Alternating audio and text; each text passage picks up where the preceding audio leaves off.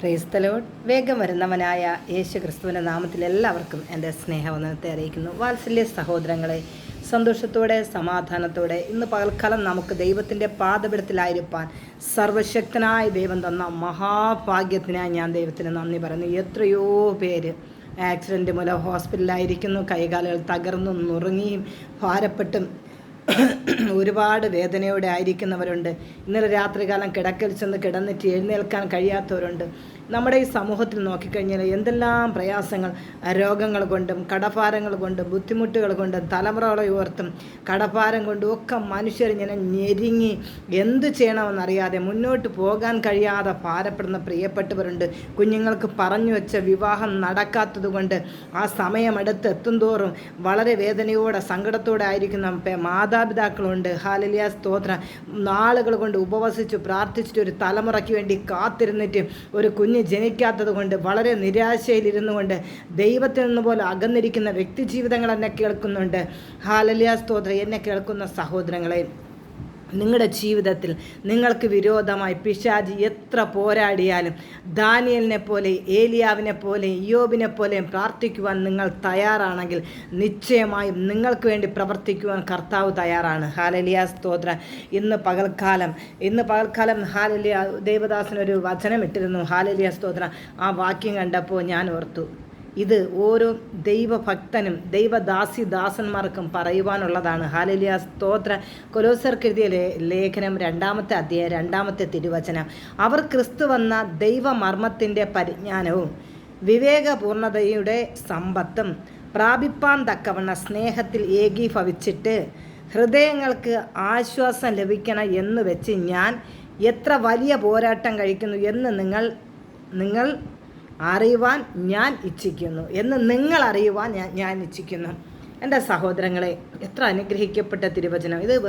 വചനം ബൈബിളിൽ പൗലോസ് പറയുന്നുവെങ്കിലും ആ ഒരവസ്ഥയിലൂടെ കർത്താവിൻ്റെ വയൽപ്രദേശത്ത് അധ്വാനിക്കുന്ന ദാസന്മാർക്ക് പറയുവാനുള്ളൊരു കാര്യമാണ്. ഞാൻ നിങ്ങൾക്ക് വേണ്ടി എത്ര അധികം ഹല്ലേലൂയ, സ്തോത്രം അധ്വാനിക്കുന്നു, കഷ്ടപ്പെടുന്നു. ഒരുപാട് ദൈവദാസന്മാരുടെ ഭവനങ്ങളിൽ ഞാൻ പോയിട്ടുണ്ട്. ഓരോ മീറ്റിങ്ങൊക്കെ നടക്കുന്ന സമയത്ത് അവർ ഉറക്കമില്ല. അവർ ഭക്ഷണം ഉണ്ടാക്കുന്നുണ്ട്, വരുന്നവർക്കും പോകുന്നവർക്കും എല്ലാം കൊടുക്കുന്നു, കഴിക്കാൻ കൊടുക്കുന്നു, പൊതിഞ്ഞു കൊടുത്തു വിടുന്നു. പക്ഷേ ആ ദേവദാസന് കഴിക്കാൻ നേരമില്ല, ആ ദേവദാസിക്ക് കഴിക്കാൻ സമയമില്ല. അവരെ കുഞ്ഞുങ്ങളുടെ കാര്യം നേരെ ചൊവ്വേ നോക്കാൻ അവർക്ക് നേരമില്ല.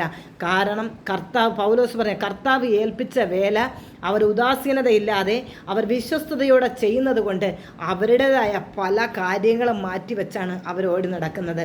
ഒരു ദേവദാസിയുടെ ഭവനത്തിൽ ചെന്നപ്പോൾ അവർ പറയുകയാണ്, സിസ്റ്ററെ, ആഹാരമെല്ലാം ഉണ്ട്, ഇവിടെ ഒന്നിനും ദൈവം ഒരു മുട്ടും വരുത്തിയിട്ടില്ല, എല്ലാം സമൃദ്ധിയായിട്ടുണ്ട്. പക്ഷേ അതെനിക്കൊന്നെടുത്ത് കഴിക്കാനോ എൻ്റെ കൊച്ചു കുഞ്ഞിനൊന്ന് വാരി കൊടുക്കാനോ നോക്കാനോ എനിക്ക് സമയമില്ല. വരുന്ന വിശ്വാസികളെ നോക്കി അവരുടെ കാര്യങ്ങളും നോക്കി അതിൻ്റെ പുറകെ നടക്കുന്നത് കൊണ്ട് എനിക്ക് ഭക്ഷണം എടുത്ത് കഴിക്കാനൊന്നും സമയമില്ല എന്ന് പറഞ്ഞ് വളരെ ബലഹീനയായിട്ടിരിക്കുന്ന സഹോദരി. സ്തോത്രം. അപ്പോൾ ഇതിനൊക്കെ ഉള്ള പ്രതിഫലം ദൈവം ഈ ദൈവദാസന്മാർക്ക് കൊടുക്കാതിരിക്കുമോ? കർത്താവിൻ്റെ വേല ചെയ്യുന്നവരാവർ. കാരണം കർത്താവ് ചെയ്യുവാൻ ഏൽപ്പിച്ച വേല വിശ്വസ്തയോടെ ചെയ്യുന്ന ദൈവദാസന്മാർ. അവർക്ക് മീറ്റിംഗ് ഇല്ലെങ്കിൽ പോലും അവർ ഓരോ ഭവനങ്ങളിൽ കയറി ഇറങ്ങി സുവിശേഷം പറഞ്ഞ് അവരെ ആലയത്തിനകത്തേക്ക് ആത്മാക്കളെ നേടി അവർ കൊണ്ടുവരുന്നവർ. ഹല്ലേലൂയ, സ്തോത്രം. ഇന്ന് പകൽക്കാലം നിങ്ങൾ എന്നെ കേൾക്കുമ്പോൾ ദൈവത്തിൻ്റെ വേല ചെയ്യുന്ന സ്വദേശത്തും വിദേശത്തുമായിരിക്കുന്ന ദൈവദാസന്മാരെ ഓർത്ത്, അവരുടെ ജീവിത പങ്കാളിയെ ഓർത്ത്, അവരുടെ തലമുറകളോർത്ത് പ്രാർത്ഥിക്കേണ്ട ഉത്തരവാദിത്തം വിശ്വാസികളായ രക്ഷിക്കപ്പെട്ട എനിക്കും നിങ്ങൾക്കും ഉണ്ട്. ഹല്ലേലൂയ. അവർ വാഹനം ഓടിക്കുമ്പോൾ, വാഹനത്തിൽ സഞ്ചരിക്കുമ്പോൾ അവരെ വാഹനത്തെ പരിശുദ്ധാത്മാവ് നിയന്ത്രിക്കേണ്ടതിനെ നമ്മൾ അവരെ വേലി കെട്ടി നമ്മൾ വിശ്വാസികൾ പ്രാർത്ഥിക്കണം. ഹല്ലേലൂയ, സ്തോത്രം. ഈ മെസ്സേജ് ദൈവവേല ചെയ്യുന്ന ദാസന്മാരുടെ കുടുംബത്തെ പ്രൊട്ടക്റ്റ് ചെയ്യുവാൻ, അവരെ കുടുംബത്തെ വേലികെട്ടി സൂക്ഷിക്കുവാൻ, അവരെ കുടുംബത്തെ മതിൽ കെട്ടി സൂക്ഷിക്കേണ്ടതിനെ ദൈവമക്കളാവുന്ന ഞാനും നിങ്ങളും പ്രാർത്ഥിക്കണം എന്നൊരു ഉത്തരവാദിത്വം ഇന്ന് പകൽക്കാലം ഞാൻ നിങ്ങളെ ഏൽപ്പിക്കുകയാണ്. ഹല്ലേലൂയ, സ്തോത്രം. നമ്മൾ അവരെ കുടുംബത്തിന് വേണ്ടി പ്രാർത്ഥിക്കണം. അവരുടെ കുടുംബ ബന്ധങ്ങളെ പിശാച് തകർത്തുകൊണ്ടിരിക്കുകയാണ്. ഇന്ന് 170% ദൈവദാസന്മാരുടെ കുടുംബങ്ങളെ സാത്താൻ തകർത്തുകൊണ്ടിരിക്കുകയാണ്. എന്തെന്നറിയാമോ? അവർ നരകത്തെ കൊള്ള ചെയ്ത് സ്വർഗത്തെ നിറയ്ക്കുന്നത് കൊണ്ട് സാത്താന് സഹിക്കുന്നില്ല. ഒരു വ്യക്തി, കർത്താവ് പറഞ്ഞ്, നിങ്ങൾ ഹല്ലേലൂയ, സ്തോത്രം, ഒരുവൻ ഏകനായിരിക്കുന്നത് നന്നല്ല, ഞാൻ നിനക്ക് തക്കതായ ഒരു തുണയെ തരുമെന്ന് ഉൽപ്പത്തി പുസ്തകത്തിൽ തിരുവചനം പറയുന്നു. അങ്ങനെ കർത്താവ് ഒരു തക്കതായ ഒരു തുണയെ ദൈവം കൊടുത്തു. ആ കുടുംബത്തിലേക്ക്, ഏദൻ തോട്ടത്തിലേക്ക് സാത്താൻ പ്രവേശിക്കുകയും കർത്താവ് വെയിലാറുമ്പോൾ കൂടെ ചെന്നിരുന്ന് അവരെ ഒപ്പം അവരെ കൂടെ നടന്നു, കൂടെ ഇരുന്നു, അവരെ കാര്യങ്ങളൊക്കെ തിരക്കിക്കൊണ്ടിരുന്നു. എന്നാൽ വൈകുന്നേരത്തിന് മുന്നമേ സാത്താൻ അവിടെ കയറി കളിച്ചിട്ട് ആ കുടുംബത്തിൽ അനുസരണക്കേട് അവരിലേക്ക് കൊണ്ടുവരുവാനിടയായി. ദൈവം പറഞ്ഞ കൽപ്പന അവർ കണ്ണിപ്പാനിടയായി, ദൈവത്തിന് അവർ മറുതലിക്കുവാനിടയായി.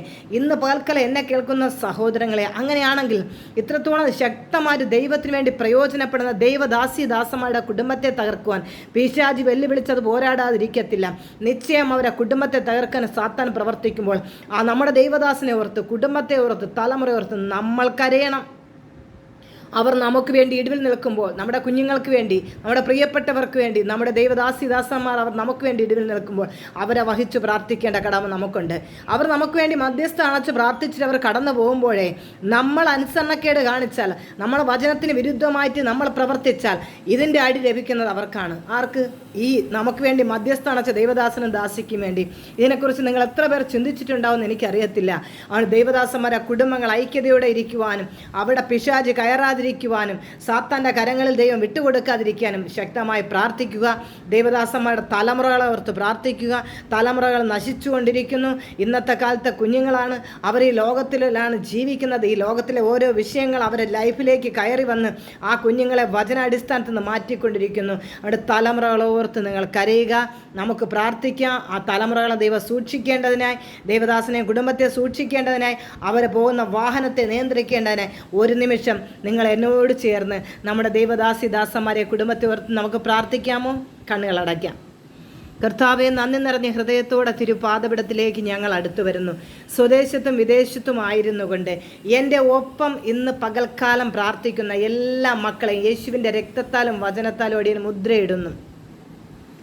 ആരെയും ശത്രു കാണുവാനോ ദുഷ്ടൻ മുതലെടുക്കുവാനോ ദൈവം അനുവദിക്കരുത്. കർത്താവെ, അങ്ങ് തെരഞ്ഞെടുത്ത അഭിഷിക്തന്മാരെയും കുടുംബങ്ങളെ ഓർത്ത് പ്രാർത്ഥിക്കുന്നു. അവരോട്ടിക്കുന്ന വാഹനത്തെ, അവർ സഞ്ചരിക്കുന്ന വാഹനങ്ങളെ, തലമുറകൾ സഞ്ചരിക്കുന്ന വാഹനത്തെ എല്ലാം ദൈവകരങ്ങളിൽ ഏൽപ്പിക്കുന്നു. അപ്പോൾ വാഹനത്തിൻ്റെ മുഴു നിയന്ത്രണവും പരിശുദ്ധ ആത്മാവ് ഏറ്റെടുക്കണം. മുമ്പും പിമ്പും വലത്തും ഇടത്തും വരുന്ന വാഹനത്തെയും മൃഗങ്ങളെയും കല്ലുകളെയും വൃക്ഷത്തെയും മനുഷ്യനെയും പ്രകൃതിയെ സകലത്തെ അങ്ങ് നിയന്ത്രിക്കണം. സ്വർഗീയ സമാധാനം തൻ്റെ മക്കൾക്ക് ദൈവം കൊടുക്കണം. അവർക്ക് അന്നാവശ്യമായ സകലതും ദൈവം കൊടുക്കണമേ. ഒരു ദോഷവും തട്ടാതെ വണ്ണം കാത്തു പരിപാലിക്കണമേ. ആക്സിഡൻറ്റ് മൂലമായിരിക്കുന്ന ദൈവദാസന്മാരുണ്ട്, അവരെല്ലാം അങ്ങ് സൗഖ്യമാക്കണം. അവരെ കുടുംബങ്ങളെ ദൈവം സൂക്ഷിക്കണം. നോർത്ത് ഇന്ത്യയിലായിരിക്കുന്ന ദൈവദാസിദാസന്മാരെ കുടുംബങ്ങളെ ഓർക്കുന്നു. കാരാഗ്രഹത്തിലായിരിക്കുന്നവർ ഓർക്കുന്നു. ദൈവമേ, തക്ക സമയത്ത് തൻ്റെ ദാസന്മാർ അവിടുന്ന് വിടിവിക്കണമേ. കർത്താവരെ കൺമണി പോലെ സൂക്ഷിക്കണമേ. കർത്താവ് ഒരു ദോഷവും തട്ടാതെ കാത്തു പരിപാലിക്കണം. തലമുറകളെ ദൈവം സൂക്ഷിക്കണമേ. അപ്പോൾ ഒരു പാപം ചെയ്യാൻ അവർ അനുവദിക്കരുതേ. അവർ പാപത്തെ കാണുമ്പോൾ അത് ഭയപ്പെടുവാൻ, ഹാലിലെ ആ പാപത്തെ അവർ വെറുക്കുവാൻ, ദൈവത്തെ ഭയപ്പെടുവാൻ, മാതാപിതാക്കൾ കീഴ്പ്പെടുവാനുള്ള കൃപ ദൈവദാസിദാസന്മാരുടെ തലമുറകൾക്ക് ദൈവം കൊടുക്കണമേ എന്ന് പ്രാർത്ഥിക്കുന്നു. ഒരിക്കലും അവർ നാശത്തിൻ്റെ പാതയിൽ പോകാൻ ദൈവം അനുവദിക്കരുത്. ഞങ്ങളുടെ പ്രാർത്ഥന, ദൈവവേല ചെയ്യുന്ന ഈ ലോകത്തിൻ്റെ ഏത് കോണിലിരിക്കുന്ന ദൈവദാസനും ദാസിയും കുടുംബമാണെങ്കിലും ഈ പ്രാർത്ഥന കർത്താവ് ഒരു തീ മതിലായി നിലകൊള്ളട്ടെ, ഒരു കോട്ടയായിട്ട് നിലനിൽക്കട്ടെ. അപ്പച്ച, ഞങ്ങളുടെ പ്രാർത്ഥന, ഞങ്ങളുടെ ദൈവദാസിദാസന്മാരെ ദൈവം സൂക്ഷിക്കണം.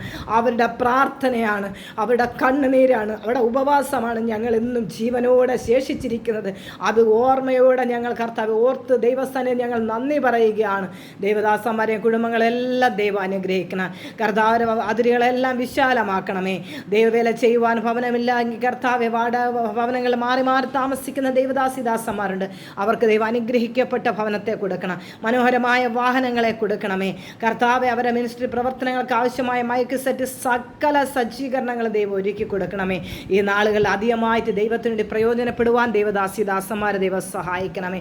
അവർ ആരോഗ്യത്തോടെ ഇരിക്കട്ടെ, ബലത്തോടെ ഇരിക്കട്ടെ. കർത്താവ്, ഈ നാളുകളിൽ കർത്താവിന് വേണ്ടി അധികം ഓടുവാൻ, അധികം അധ്വാനിപ്പാൻ ഒരു പത്രോസിനെ പോലെ, പൗലോസിനെ പോലെ ദൈവം ഞങ്ങളുടെ ദൈവദാസിദാസന്മാരെ സഹായിക്കണം. രോഗികളായി ഭാരപ്പെടുന്ന എല്ലാ ദൈവദാസന്മാരെ ഇവിടെ സൗഖ്യമാക്കണം. മനം തകർന്നവരെ മുറിവുകളെ കെട്ടണം.